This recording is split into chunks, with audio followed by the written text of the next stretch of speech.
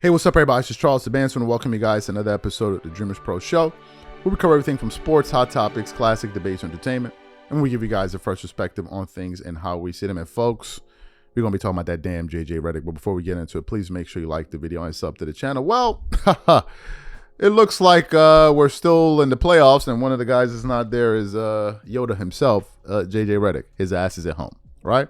You know, the guy that some of y'all out here calling Pat Riley, his ass is at home. And during the regular season last year, oh, look at JJ's brilliance. This guy is just a savant. I've never seen anybody coach a game like this, right? And a lot of people bought into it. A lot of people bought into it and thought that this guy was going to work signs and wonders. And all throughout this season, I was noticing various points where JJ Redick would lose his damn mind. He would be breaking clipboards, having temper tantrums on the sideline, and I'm like, this is not normal. But a lot of y'all tried to say, oh, it's passion and all of this stuff. But the thing really reared its ugly head. When did that happen? In the playoffs. When he started making some questionable coaching decisions. I don't know, like playing his starting five an entire second half of an NBA game. A starting five that was comprised of a 40-year-old player. A 40-year-old player, which he was heavily criticized for. He was also criticized for his inability to make adjustments. And then to make matters worse, he would then go up there and during the post-game interview and basically have an attitude with the reporters. Go off on them. Oh, you think that I don't consult my dad? That's a weird, and then walks off. And I'm saying to myself, what normal first-year rookie head coach gets to get away with the stuff that JJ Redick gets away with? But a lot of you guys, oh no, man, JJ just showing passion, man. JJ just showing passion. But now that the dust is settled, it looks like a lot of people are beginning to take notice of the thing that I complained about or I brought up, which is JJ Redick seems to have absolutely zero emotional stability. For you to be behaving like that and throwing tantrums like that, that isn't normal. And one of those people that pointed this out was Jay Williams. Now, Jay Williams recently did a playoff segment on Stephen A. Smith's podcast, right? And we're talking about the Celtics and all of these different things. And then they brought up the topic about JJ Redick and the coaching job that he did for the Los Angeles Lakers. And Stephen A. Smith asked Jay Williams directly, what do you think about the job JJ did as the coach for the Lakers in his first year? And what's one of the things that Jay Williams brought up? JJ Redick's inability to control his emotions, which ended up hurting his team in the playoffs. But before we even get into what Jay Williams had to say, today's video is brought to you by a sponsor, Game Time. One of the things I love the most is making unforgettable memories with family and friends. And one of the things I hate the most is overpaying for tickets only to find out that there was a better deal out there. That's one of the reasons I started using Game Time. Game Time is the easy go-to app for last-minute tickets to sports, concert, and theater events across 60+ states in the US and Canada. Game Time saves me time, money, and stress by curating only the best deals, so I'm not wasting a whole bunch of time scrolling through overpriced tickets. Game Time Picks is my favorite tool. It highlights the best value seats instantly.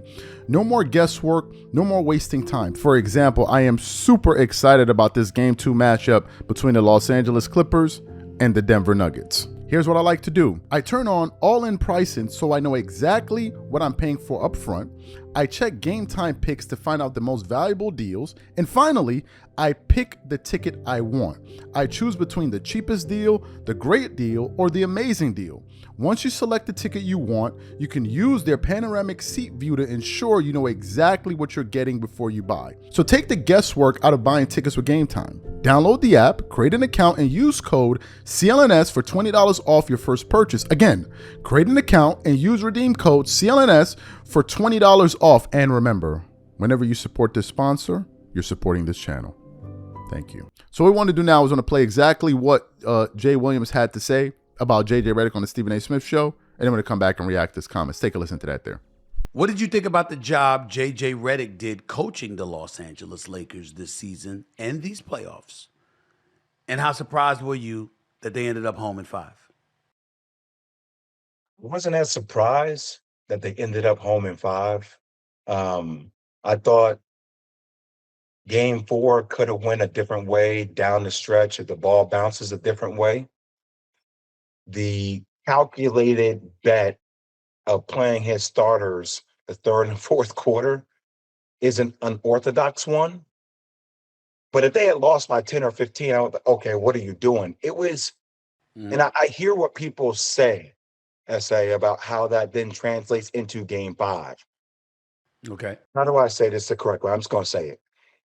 He lost the, I don't know what happened with Jackson Hayes. I don't know how you just lose confidence Right. to that extent in Jackson Hayes, especially when you're getting beat up on the blocks, when you give up 18 offensive damn rebounds, right? You need size in there.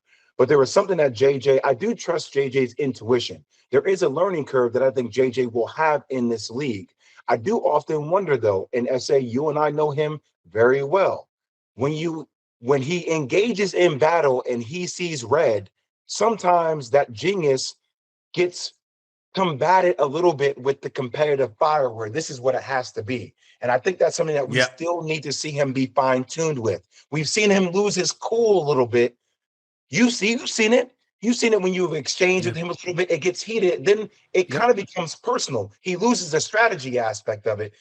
I'm wondering if that happened a little bit throughout this aspect. You know what I mean? Yeah. What do you think he can do with Luka? And what role do you think LeBron should play, if any at all, in helping Luka maximize his potential now that you are stuck with him being a Los Angeles Laker, essentially? I mean, I think what JJ did, calling them out, saying we weren't in championship shape. I mean, who the hell is that referring to but one person? No. That, Yeah. that's nobody else on that team is out of shape like that. So look, if you, I said this before, accountability is not hate. It's the price of the damn throne.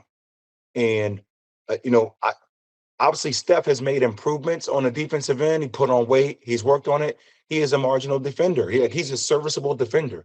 Luka is not. So that's number one. And I think number 2, LeBron knows what it is. So you heard what Jay Williams had to say. What are my thoughts about this? He's absolutely correct. He is absolutely correct. I said this before and I'm going to say it again. JJ was showing levels of arrogance that was just unbelievable to me. It was profound. Why? It's one thing for you to be arrogant and feel like you're the SHI, you know what, when you have the resume to back it up, when you have the accomplishments and the accolades and the championships and the coaches of the year, all that stuff. But when all you have is one playoff win to your name, one playoff win, you don't get to be that arrogant. Do you know that this Lakers team became the first Lakers team in the history of the franchise to ever lose in the first round as a 3 seed going into the first round? Are y'all aware of that? It had never happened before in the history of the Lakers. It happened under JJ Redick. It happened under him. So JJ has a lot of improving to do going into next season. And I think a lot of it has to do with his temperament. He thought that he could just walk in the building and basically talk his way to an NBA championship. Oh, I'm just going to talk and no, you got to actually go out there and win. It's actually very, very hard. Had you been a little bit more humble, you would have realized this. So I think what happened was JJ got served a little bit of humble pie. And at the end of the season, especially in the playoffs, he experienced something that he hadn't experienced at all, which was the media started calling him out. All throughout the regular season, they were covering from, JJ, he's a rookie. And I'm saying, I'm like, but that's not how you treat, that's not how they treated Frank Vogel. And he won a championship. So he would have deserved at least a little bit of grace. A little bit of grace. So they gave JJ all of that, and now you see the result of it. So, folks, look, I think what Jay Williams said is true, and it is what it is, and I hope they keep telling the damn truth. These are my thoughts. Whatever you guys think, please leave your thoughts and comments in the comment section. We catch you on the next show. Peace.